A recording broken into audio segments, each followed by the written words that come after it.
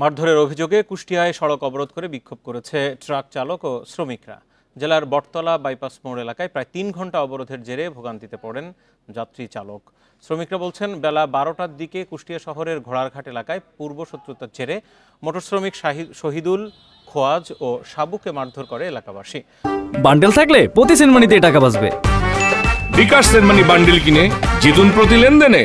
পরে তাদের আহত অবস্থায় কুষ্টিয়া জেনারেল হাসপাতালে ভর্তি করা হয়। খবর ছড়িয়ে পড়লে দুপুর ১টার দিকে ট্রাক শ্রমিকরা কুষ্টিয়ার বটতইল বাইপাস মোড় এলাকায় সড়ক অবরোধ করে। এ সময় কুষ্টিয়া থেকে খুলনা ও রাজশাহীগামী যান চলাচল বন্ধ হয়ে যায়।